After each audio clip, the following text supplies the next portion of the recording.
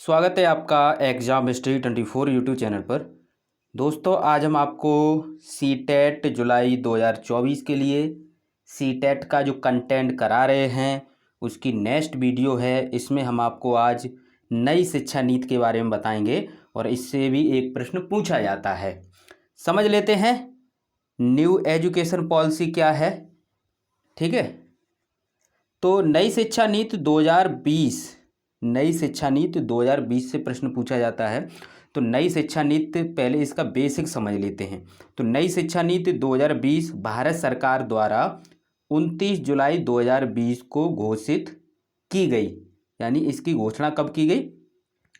29 जुलाई 2020 को घोषित किया गया है। इसे किसे? नई शिक्षा नीति को। कब? 2020 में 29 जुलाई को। ठीक है, इसके निर्माण के लिए जून 2017 में इसरो के वैज्ञानिक, इसरो के क्या हैं? वैज्ञानिक कस्तूरी रंजन की अध्यक्षता में एक समिति का गठन किया गया। तो ये भी प्रश्न आपको पता होना चाहिए कि इसके निर्माण के लिए 2017 जून में इसरो के जो वैज्ञानिक थे कस्तूरी रंजन की अध्यक्षता में एक समिति का गठन किया गया था। ठीक है, 1986 के बाद भारत की शिक्षा नीति में यह पहला नया परिवर्तन है। जो शिक्षा नीति है 1986, उसके बाद ये नई शिक्षा नीति बनी है 2020। ठीक है, स्वतंत्र भारत की यह शिक्षा नीति 1968-1986 के बाद तीसरी शिक्षा नीति है। ठीक है, ये कौन सी शिक्षा नीति है? तीसरी। पहली बनी थी 1968, फिर बनी थी 1986, अब ये 2020 में बनी है, यानी तीसरी है। अब समझते हैं कुछ मेन पॉइंट। मानव संसाधन विकास मंत्रालय MHRD का नाम बदलकर शिक्षा मंत्रालय कर दिया है। क्या कर दिया है? शिक्षा मंत्रालय। किसका नाम बदल के? मानव संसाधन विकास मंत्रालय, यानी MHRD का नाम बदल के शिक्षा मंत्रालय कर दिया है। ठीक है, न्यू एजुकेशन पॉलिसी 2020 के तहत वर्ष 2030 तक सकल नामांकन अनुपात को 100% लाने का लक्ष्य रखा गया है। ठीक है, नई शिक्षा नीति के अंतर्गत शिक्षा क्षेत्र पर सकल घरेलू उत्पाद यानी GDP के 6% हिस्से के बराबर निवेश का लक्ष्य है। ठीक है, तो आपने समझा कि नामांकन जो है वो 100% लाने की कोशिश की जाएगी 2030 तक, ये इनका लक्ष्य है। और घरेलू सकल उत्पादन यानी GDP का 6% हिस्से के बराबर इसमें निवेश का लक्ष्य रखा गया है। 2030 तक न्यूनतम डिग्री योग्यता 4 वर्षीय एकीकृत B.Ed डिग्री होगी, यानी 4 वर्षीय होगी। 4 वर्षीय मतलब ये है कि जो ग्रेजुएशन आप करते हो BA या BSc 3 साल की होती है, तो उसी में 1 साल और ऐड कर दिया जाएगा तो आपकी B.Ed हो जाएगी, यानी 4 साल में कर दिया जाएगा। ठीक है, इस शिक्षा नीति में MPhil को समाप्त कर दिया है। इसमें वर्तमान में चल रहे 10+2 मॉडल के स्थान पर, अभी 10+2 मॉडल चल रहा है ना, 10+2+3, अभी जो वर्तमान में मॉडल चल रहा है वो जो चल रहा है 10+2+3। ठीक है, 10th कर ली, 12th कर ली और 3 साल की ग्रेजुएशन है। लेकिन अब क्या होगा? अब इसमें 5+3+3+4 की शैक्षिक प्रणाली के आधार पर पाठ्यक्रम को विभाजित किया गया है। 5-3-3-4। अब समझते हैं 5 कैसे है। 5 का मतलब ये है कि आपका यहाँ पर ये समझ लेते हैं, ये 10th कर लिया आपने, 10th के बाद 2 साल यानी 11-12, फिर ग्रेजुएशन 3 साल की। इसी प्रकार यहाँ पर ये है कि 5, ये 5 है, 5 को भी 2 भागों में विभाजित किया गया है। ये आपका 3 ईयर और 2 ईयर। इसमें क्या क्या है? ये आपका है फाउंडेशनल। ठीक है, इसमें 3 ईयर, जो 3 ईयर्स के हैं तो वो क्या है? आंगनवाड़ी और प्री स्कूल कहलाएंगे। ठीक है, उसमें शिक्षा प्राप्त करेंगे बच्चे। तो 2 ईयर की क्या करेंगे? क्लास 1 या 2। ठीक है, एज होगी 6 से 8। ये 2 ईयर हैं इसमें, यानी 2 साल। 3 साल आप रहेंगे आंगनवाड़ी या फिर प्री स्कूल, दोनों मिला के 3 साल का है ये। 2 साल आपको 1 और 2, ये 2 साल हो गई। फिर इसके बाद 3 में क्या है? 3, 4, 5 क्लास आपको 3, 4, 5 ये 3 साल आपको यहाँ गुजारनी है, ठीक है। प्रीपेटरी और 3 साल यहाँ गुजारनी है। 6, 7, 8 ये मिडिल कहलाएगा। फिर इसके बाद 4 साल यहाँ है। 9, 10, 11, 12, ठीक है, 4 साल ये हैं, ये सेकेंडरी कहलाएगा। ये है आपका नया शैक्षिक और पाठ्यक्रम ढांचा। अब समझते हैं आपके पेपर में प्रश्न किस प्रकार से पूछे जाते हैं, फिर हम आपको एंड में प्रश्न भी कराएंगे। तो बहुत से छात्र पूछ रहे थे कि सर ऐप पर PDF कहाँ है, यानी जो प्रीवियस ईयर पेपर कहाँ है। तो आप ये ऐप पर जब ये दिखेगा ना PDF नोट्स, इस पर क्लिक करना। पहले आपको यहाँ पर क्लिक करना है, 1 नंबर हम डाल देते नंबर। उसके बाद आपका ये खुल के आएगा, यहाँ पर EVS बुक है आपकी NCERT की, ठीक है। मैथ की बुक है आपकी NCERT पेपर 1 के लिए, पेपर 1 के लिए कक्षा 3, 4, 5 और 3, 4, 5, ठीक है। अब देखते हैं प्रीवियस ईयर पेपर हैं ये पेपर 1 के, इस पर क्लिक करेंगे और ये आंसर की हैं, ठीक है। पेपर इसमें है और उनके पेपर के आंसर की इसमें है। तो पेपर पर जब क्लिक करेंगे तो इस प्रकार से ये आपके पेपर डले हैं।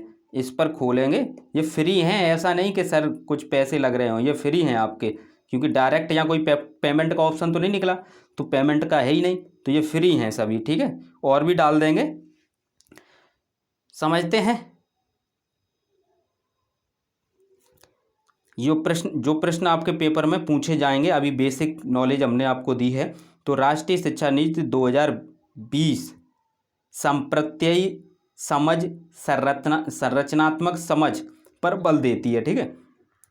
यानी नई शिक्षा नीति, न्यू एजुकेशन पॉलिसी, बहुभाषिकता, पाठ्यचर्या का लचीलापन, पाठ्यचर्या कैसा होना चाहिए, लचीलापन, बहुभाषिकता, पाठ्यचर्या का लचीलापन, बहुभाषिकता, ठीक है, और समग्र शिक्षा पर बल देती है, ठीक है। अधिगम कैसा होना चाहिए, प्रयोगात्मक, अधिगम कैसा होना चाहिए, प्रयोगात्मक, प्रैक्टिकल करके सीखें बच्चे जो कुछ भी सीखें वो प्रैक्टिकल करके सीखें। जो प्रैक्टिकल करके जो ज्ञान प्राप्त होता है वो स्थायी होता है, और बच्चे जब करके सीखेंगे तो जल्दी सीखेंगे, स्वयं सीखेंगे, ठीक है। तो इस प्रकार से ये प्रश्न आपके बनेंगे। शिक्षा अन्वेषण प्रेरित, खोज उन्मुखी होनी चाहिए। शिक्षा कैसी होनी चाहिए, खोजबीन वाली होनी चाहिए। बच्चे खोजबीन करके सीखें, स्वयं करके सीखें, ठीक है। इससे ये पॉइंट हैं, इससे जो आपकी न्यू एजुकेशन पॉलिसी है उसमें तो प्रश्न आने ही आने हैं, उसके साथ साथ पेडागोजी सॉल्व करने के लिए भी ये पॉइंट आपको मिल रहे हैं, ये ध्यान रखना। अधिगम और शिक्षा खोजबीन और समालोचनात्मक चिंतन के विकास पर केंद्रित होनी चाहिए। कैसी होनी चाहिए, खोजबीन आधारित होनी चाहिए, समालोचनात्मक चिंतन के आधार पर होनी चाहिए। NEP 2020 के अनुसार अनुभव जनित अधिगम का प्रयोग समालोचनात्मक चिंतन यानी क्रिटिकल थिंकिंग को प्रोत्साहित करने के लिए करना चाहिए, ठीक है। NEP न्यू एजुकेशन पॉलिसी लचीली यानी लचीला बहुस्तरीय गति आधारित अधिगम पर बल देता है। लचीला होना चाहिए और बहुस्तरीय होना चाहिए। प्राथमिक स्तर पर मातृभाषा का प्रयोग करना चाहिए, जो उसकी घर की भाषा होती है या मातृभाषा होती है या प्रारंभिक भाषा होती है बच्चे की, उसका ही प्रयोग करना चाहिए प्राथमिक स्तर पर। अन्वेषण आधारित अधिगम, कथा वाचन आधारित शिक्षा शास्त्र NEP द्वारा प्रस्तावित है, ठीक है। राष्ट्रीय शिक्षा नीति 2020 प्रस्तावित करती है, क्या प्रस्तावित करती है कि विद्यालय की पाठ्यचर्या की विषय वस्तु में क्या होनी चाहिए, कटौती होना चाहिए। विषय वस्तु इतना लेंथी नहीं होना चाहिए कि बच्चे को दिक्कत हो पढ़ने में, ठीक है। विद्यालय की पाठ्यचर्या के लचीलेपन में वृद्धि होनी चाहिए, यानी लचीलापन है और लचीलापन कर सकते हो, ठीक है। विवेचनात्मक चिंतन को महत्व देना चाहिए। नेक्स्ट है आकलन के लिए अंतर्निहित सिद्धांत। आकलन के लिए अंतर्निहित सिद्धांत, इसमें क्या है कि सभी विद्यार्थियों के लिए उनका सीखने और विकास का अनुकूलन करना। मूल्यांकन का उद्देश्य क्या है, बच्चों की सीखने की प्रक्रिया में मदद करना है। बच्चों का जब मूल्यांकन करते हैं तो इसमें ये देखते हैं बच्चे कितना सीख लिया है और उन्हें क्या और नई विधि का प्रयोग करना चाहिए। तो ये क्या है, सीखने में मदद करता है। विद्यार्थियों को कक्षा में व कक्षा के बाहर कैसे सहायता दी जा सकती है, यह मूल्यांकन का उद्देश्य है कि कक्षा में किस प्रकार से सहायता दी जा सकती, कक्षा के बाहर किस प्रकार से सहायता दी जा सकती है। ये मूल्यांकन से थोड़ा आकलन होता है बच्चे का, कितना उसने सीख लिया है, सीख भी रहा है या नहीं सीख रहा है, ये मूल्यांकन से जो शिक्षक हैं वो आकलन कर लेते हैं। विश्लेषण और आलोचनात्मक सोच जैसे उच्च क्रम के कौशल का परीक्षण आकलन के संदर्भ में नेशनल एजुकेशन पॉलिसी 2020 प्रस्तावित करती है। नेशनल एजुकेशन पॉलिसी के अनुसार दिव्यांग बच्चों के लिए उपर्युक्त तकनीक सुविधाएं प्रत्येक विद्यार्थी के लिए एक शिक्षा और निजी शिक्षक उपर्युक्त इमारती ढांचा आदि को बताया गया है।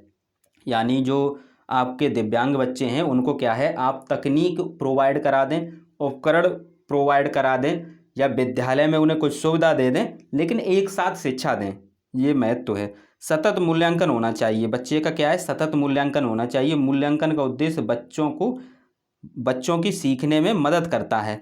ठीक है, सतत क्या है, सतत से ये रहता है, ऐसा नहीं कि एक वर्ष के अंत में ही करेंगे मूल्यांकन, बीच बीच में पढ़ाई के बीच में मूल्यांकन होना चाहिए, यही सतत मूल्यांकन है। इससे ये रहता है कि कितना बच्चा सीख रहा है और क्या इम्प्रूवमेंट हो सकते हैं, जो शिक्षक कर सकता है अपनी शिक्षण विधि में या सिखाने में जो कुछ कर सकता है। समझते हैं इससे प्रश्न कैसे पूछे जाते हैं। प्रश्न को समझते हैं, इस प्रकार से आपके पेपर में प्रश्न पूछा जाता है। राष्ट्रीय शिक्षा नीति 2020 यह प्रस्तावित रखती है कि 4 विकल्प दिए हैं, तो इसमें से क्या है, 3 विकल्प क्या है, गलत होंगे, एक सही होगा। तो पहला प्रश्न पढ़ते हैं, प्राथमिक कक्षाओं के बच्चों को उनके घर की या स्थानीय भाषा में पढ़ाया जाना चाहिए। तो ये तो सही बात है, तो आगे देखने की ज़रूरत ही नहीं पड़ती। ठीक है, ये क्या है, सही है। ठीक है, नेक्स्ट प्रश्न देखते हैं। राष्ट्रीय शिक्षा नीति 2020 के अनुसार अधिगम होना चाहिए। अधिगम कैसा होना चाहिए, जो बच्चे सीखें। ऑप्शन देखते हैं, तो ऑप्शन में आप देख रहे हैं प्रयोगात्मक, जो सीखें प्रैक्टिकल करके सीखें, जो सीखें प्रैक्टिकल करके सीखें। ठीक है, ये सही है। इसमें लिखा है विषय वस्तु अभिमुखी, पाठ्य वस्तु केंद्रित नहीं, ये भी नहीं होगा। व्यवहारात्मक, ये भी नहीं। अधिगम है जो कुछ भी बच्चे सीख रहे हैं वो प्रैक्टिकल करके सीखें। ठीक है, इस प्रश्न का आंसर प्रयोगात्मक सही होगा। ठीक है, प्रैक्टिकल करके।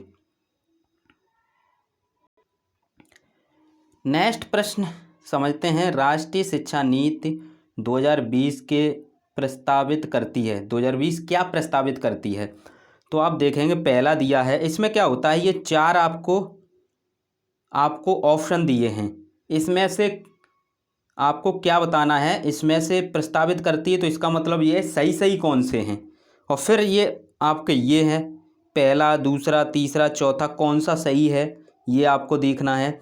इस प्रकार से प्रश्न पूछे जाते हैं। पहले समझ लेते हैं। विद्यालय की पाठ्यचर्या की विषय वस्तु में कटौती, तो ये हमने आपको कराया था, ये सही है। और विद्यालय की पाठ्यचर्या के लचीलेपन में वृद्धि, तो लचीलापन होना चाहिए, उसमें और लचीलापन कर सकते हो, तो सही बात है। रटंत अधिगम को महत्व, तो ये तो गलत बात है। विवेचनात्मक चिंतन को महत्व देना चाहिए, तो जिसमें फर्स्ट, सेकंड और फोर्थ, किसमें है, फर्स्ट, सेकंड और फोर्थ, ये है, तो आपका ऑप्शन नंबर 3 सही है। नेक्स्ट आपका प्रश्न है, राष्ट्रीय शिक्षा नीति 2020 किस पर जोर देती है। ठीक है, तो आप देखेंगे कि यहाँ पर पहला दिया है पाठ्यचर्या का लचीलापन, तो लचीलापन ही होता है। ठीक है, अब और भी देख लेते हैं। 3 ये गलत होंगे, कैसे गलत हैं, तो पाठ्यचर्या का मानकीकृत यानी स्टैंडर्ड, तो स्टैंडर्ड नहीं होना चाहिए, लचीलापन होना चाहिए पाठ्यचर्या। ठीक है, पाठ्य पुस्तकों का गैर संदर्भीकरण नहीं, संदर्भीकरण होना चाहिए पाठ्य पुस्तकों को। ठीक है, पाठ्य पुस्तकों को रटकर याद करना, तो रटना ये गलत बात है, तो इस प्रकार ये गलत होते हैं।